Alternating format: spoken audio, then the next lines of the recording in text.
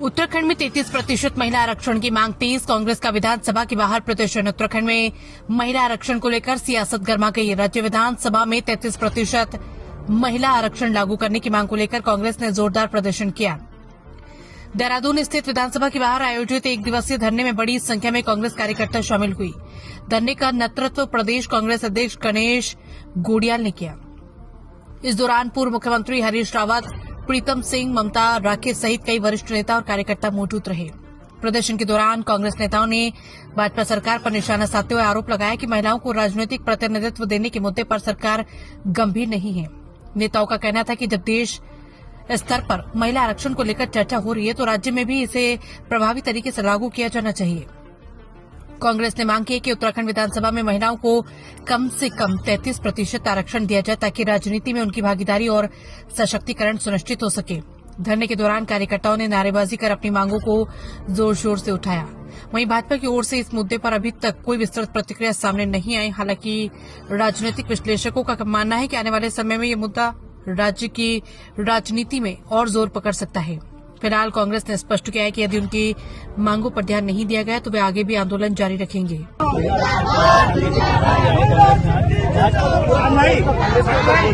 भाजपा बिल्कुल पूरी तरह से आज देश को गुमराह कर रही है। संसद से लेकर सड़क तक केवल गुमराह कर रही है भाजपा। 2023 में महिला आरक्षण बिल ऑलरेडी पास हो चुका है। उसको लागू करने का अगर किसी का काम है तो वो केंद्र की सरकार है। आरएसएस और मोदी सरकार हमेशा से बीजेपी विरोधी रही है, हमेशा से महिला विरोधी रही है।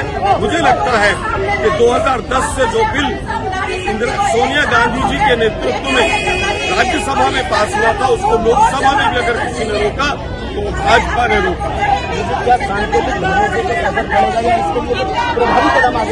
आज हम सांकेतिक धरना दे रहे हैं। हम विधानसभा में भी इनका जो विशेष सत्र है उसमें पूरी लड़ाई लड़ेंगे और संसद में भी पूरी तरह से इसकी लड़ाई लड़ेंगे।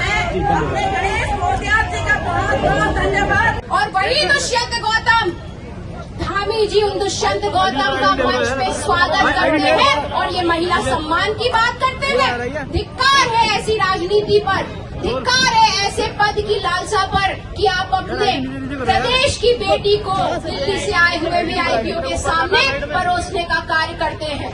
और गर्व है उस 19 साल की बच्ची पर जिसने अपने आत्मसम्मान को सर्वोपरि रखा और उसकी हत्या हो गई, लेकिन उसने अपने आत्मसम्मान पर आंच नहीं आने दी। ये भाजपा के लोग कांग्रेस को कोसने का कार्य करते हैं। आज हम सब यहाँ एकत्रित हुए हैं प्रदेश अध्यक्ष जी के आह्वान पर। ये मांग की है भाजपा सरकार से, धामी जी से, कि अगर आपकी मंशा साफ है, अगर आपकी मंशा साफ है और आप महिलाओं को सच में भागीदारी देना चाहते हैं, सच में सम्मान देना चाहते हैं तो दे दीजिए 33% आरक्षण विधानसभा की 70 सीटों में दे दीजिए। और आप जब तक नहीं देंगे ये धरना और प्रदर्शन पूरे प्रदेश के हर जिलों में जारी रहेगा। अब शायद कुछ बाइट होने वाली है तो मैं बस यही कुछ नारों के साथ अपनी बात को विराम देती हूँ। महिला आरक्षण लागू करो, महिला आरक्षण लागू करो। इस समय हमारे बीच प्रदेश अध्यक्ष बड़े भाई माननीय गणेश गोडियाल जी पहुँच चुके हैं, उनका भी स्वागत और धन्यवाद।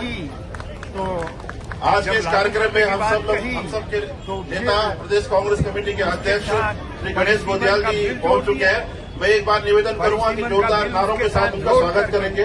कांग्रेस पार्टी चल रहा है विधानसभा के बाहर और यहाँ पर मौजूद है कांग्रेस के संजय कनौजिया जी पूरा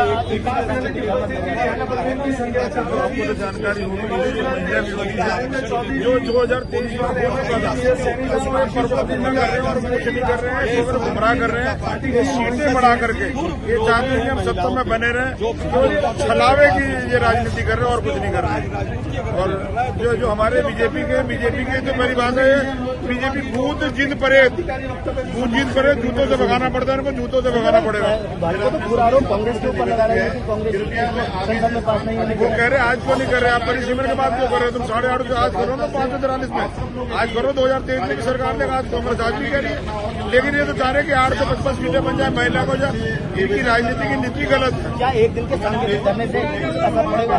एक दिन का तो जब तक जरूरत पड़ेगी जब तक करेंगे, जहाँ जरूरत पड़ेगी वहाँ पे हम लड़ाई लड़ेंगे, महिलाओं की लड़ाई लड़ेंगे। यानी माना जाए कि कांग्रेस इस लड़ाई को लंबे समय लड़ने के लिए तैयार बिल्कुल है। लड़ने के लिए तैयार है, हर तरह से लड़ने के लिए तैयार है। स्वागत है एमएलए संदीप नेगी जी, मोहन काला जी, यशवंत सिंह साहब, सबका बहुत बहुत स्वागत है। और मेरा सभी साथियों से अनुरोध है, कोई मिठाई नहीं है, आपका विश्वास जो लोग आगे खड़े हैं कृपया पीछे अपना स्थान ग्रहण कर लें। सभी साथियों से अनुरोध है जो आगे खड़े हैं वो अपना पीछे स्थान ग्रहण कर लें। हमारे अभी सब लोगों का बहुत बहुत स्वागत। दिनेश शर्मा जी अपने कार्यक्रम को आगे बढ़ते हुए कमलेश शर्मा जी से अनुरोध करूंगा कि वो वक्तव्य संबोधित करें। आलोक शर्मा जी भी हमारे बीच में आ चुके हैं, आपका भी बहुत बहुत स्वागत। हमारे राष्ट्रीय प्रवक्ता आलोक शर्मा जी आए हैं, बहुत बहुत स्वागत और अभिनंदन है। दिनेश कौशल जी हमारे प्रदेश अध्यक्ष हैं, आपका भी बहुत बहुत स्वागत और अभिनंदन। हमारे विनोद कुमार बिजू जी पहुंचे हैं, अजमेर गुजरात जी पहुंचे हैं, आपका भी बहुत बहुत स्वागत और अभिनंदन है। अपने कमलेश जी से अनुरोध करूंगा। धन्यवाद भाई। मैं मंच के आसपास से निवेदन करूंगा जितने भी लोग यहाँ पर हैं, ये कार्यक्रम महिलाओं के संबोधन से शुरू हुआ है। आप सब लोगों से निवेदन है कि कृपया आगे से जो है लिख करें, जो कार्यक्रम है उसको सुचारू रूप से चलने के लिए। लोकसभा की नियमावली में ये कहता है कि उस दिन जितने भी विधेयक रखे जाएंगे वो विधेयक जो है एक ही मत से पास हो जाएंगे। सीधे तौर पर बीजेपी आपको ये समझना पड़ेगा कि महिला आरक्षण की आड़ में डिलिमिटेशन बिल को लाना चाहती है, जिसमें कि वो अपने मन माफिक परिसीमन कर सके, जातीय संतुलन बना सके, जो हिंदू मुस्लिम सिख ईसाई की खाई उसको और बढ़ा सके, उसको बांटने का काम बीजेपी कभी नहीं करती है। तो ये समझना पड़ेगा कि उसकी आड़ में वो सीमांकन करना चाहती है। सीधे तौर पर वो बिल औंधे मुंह गिरा। पहली बार ऐसा हुआ कि बीजेपी खुद इस बात को जानती थी। जिस प्रकार कांग्रेस आरोप लगा रही है भाजपा पर, इसकी जिम्मेदारी पूरी कर रही है, भाजपा कांग्रेस के ऊपर झूठा बोल रही है। अब इस आरोप प्रत्यारोप की राजनीति में जनता कैसे मानेगी कौन सही और कौन गलत? देखिए, अगर बीजेपी की मंशा महिलाओं को आरक्षण देने की है तो इस समय लोकसभा में सीटें सीधे तौर पर आज के दिन से ही उनमें 33% आरक्षण लागू कर दिया गया। विपक्ष कह रहा है अगर सही में आपकी मंशा ये अच्छा होता है, क्योंकि हम तो वो लोग हैं जिन्होंने देश को पहली महिला प्रधानमंत्री, हम वो देश है जिसमें देश को पहली लोकसभा अध्यक्षा थी, हम वो देश है जिसमें देश की पहली महिला IAS थी, IPS थी। मैं सीधे तौर पर ये कहना चाहता हूँ कि मंशा सबकी अगर महिलाओं को आगे बढ़ाने की बीजेपी की है तो आपके पास स्वर्णिम अवसर है, आपके पास बहुमत भी है, आप मंशा सही रखिए, विपक्ष आपके साथ है। धन्यवाद मोदी जी। सीधे सीधे भाजपा की मंशा पर सवाल उठाए हैं यहाँ कांग्रेस कार्यकर्ताओं ने, और कहीं ना कहीं कुछ न कुछ संदेहास्पद दिखाई देता है। और इस मामले में आगे क्या अपडेट होता है उससे आपको अवगत कराएंगे। जब तक के लिए आप हमारे साथ जुड़े रहें, देखते रहें उदय प्रभात। ठीक है भाई। के साथ जो भी महिलाएं आज के आरक्षण का अवसर बनाने के लिए कार्यक्रम में पहुंची है, आप सब लोगों से निवेदन करूंगा, स्थान का काम में विशेष है, आप सब लोग अपने स्थान ग्रहण करेंगे। मैं पुनः निवेदन कर रहा हूँ, व्यवस्था बनाने में हमारे कांग्रेस के साथीगण कृपया इस पर आजमा कर ध्यान दें, कृपया यथास्थान बैठने का और सत्ता के रास्ते बनाने कोई तो हमारे बीच में दिनेश चौहान जी जो हमारे जिला अध्यक्ष कोरोना के हमारे बीच में आ चुके हैं, आपका भी बहुत बहुत स्वागत है। मोहम्मद जी, ये क्यों कहा जा रहा है मानवदल राजेश शर्मा जी, अजय सिंह जी, उनके पाले में बिल है और वर्तमान स्थिति पर वो बोलेंगे में और राज्यों में आरक्षण के बिल को लागू करें और आने वाले चुनाव के आधार पर बिल्कुल, क्योंकि जिस तरह से जलेबी की तरह हम लोगों को घुमाया नारी शक्ति जिंदाबाद, हम लोगों को भेड़ बकरी समझा जा रहा है। हम देख नारी रहे हैं कि 5 राज्यों में चुनाव जिंदाबाद। वर्तमान है, फिर भी आप उन चुनावों को छोड़कर उत्तराखंड की नारी है, लोकसभा में और राज्यसभा में एक स्पेशल हम विशेष उत्तराखंड सत्र की रखते नारी हैं, है, जबकि जिस भूल बिल की नहीं बात हो रही है चिंगारी महिला है। आरक्षण बिल, वो 2023 में पारित हो चुका है। आज अगर इनकी यहाँ मंशा है आयोजित महिलाओं को सौगात देने की, तो कांग्रेस इनको तुरंत द्वारा लागू करना चाहिए। दूसरी धरने बात पर यह आपको प्रदर्शन में आए 2014 में देश की मेरे जनता ने सभी सरमाथे पर कांग्रेस बैठाया, हृदय की एब्सोल्यूट गहराइयों मेजोरिटी से थी, स्वागत 2019 करती में हूँ। एब्सोल्यूट मेजोरिटी थी, और तब आपने क्यों नहीं लागू किया, जबकि धूप में महिला भी बड़ी आरक्षण संख्या आपके में लोग मैनिफेस्टो का अपने हिस्सा घरों था, से निकल कर 2014 में आए भी हैं। और 2019 में भी, यहाँ पर और पहुंचे हैं, 2023 इससे में अंदाजा विपक्ष लगा ने सकते हैं कि एकजुट होकर, हमारे क्योंकि सब लोग जो महिला कांग्रेस से आरक्षण के जुड़े फेवर लोग में हैं, है, और आज हमारा भी तो उनके ये मन ब्रेन में चाइल्ड है, बहुत हमारा पीड़ा तो है बेबी है, हमारा तो पौधा है, एक हमने बार लगाया फिर से ये हमारे पौधा। प्रदेश में स्वर्गीय राजीव कांग्रेस की गांधी जी सरकार ने आनी पंचायतों में आज 15 जबकि लाख हमारे औरतें विपक्ष के प्रतिनिधित्व लोग कर रही सोचते हैं, हैं नेतृत्व कि कर रही है इस कांग्रेस देश का के सफाया अंदर, मुख्य धारा में है राजनीति की, लेकिन वो ऐसा राजीव जी कभी की देन मुमकिन है। नहीं और होता। लगातार बार बार राहुल जी कभी न पत्र कभी लिखते रहे मोदी जी को की आपकी एब्सोल्यूट मेजॉरिटी है प्रभु, दे दो महिलाओं को आरक्षण। बार बार सोनिया जी ने कैंपेन चलाया, पूरा देशव्यापी कैंपेन चलाया। 2010 में हम लाए इसको, राज्यसभा में पारित हो गया, लोकसभा में रह गया, जनता नहीं माने। लेकिन इस वक्त तो आपके पास सुनहरा मौका था इसको तुरंत लागू करने का। 2024 में ही अगर आप इसको लागू कर देते, इस वक्त हम लोग इस पर चर्चा कर रहे थे 2023 में पारित करते वक्त, उस वक्त ही विपक्ष ने कहा हम इसको पारित तो कर रहे हैं, लेकिन हम ये निवेदन कर रहे हैं कि इसको 2024 से ही लागू करिए, मत लगाइए, शर्तें मत लगाइए। भाजपा तो पूरी आधी भागीदारी महिलाओं की है। नहीं, हमने तो आधी वोटर महिलाएं हैं। मैंने कहीं कहा कहीं राज्यों में तो पुरुषों से भी अधिक चलाती है, वोटर बच्चे जो संभालती है वो है, महिलाएं देश को चलाने का काम फिर कर भी रही उनकी महिलाएं। तो हमेशा भाजपा ने उनको अनदेखी की बेवकूफ गई और है। ऊपर समझ लिया है।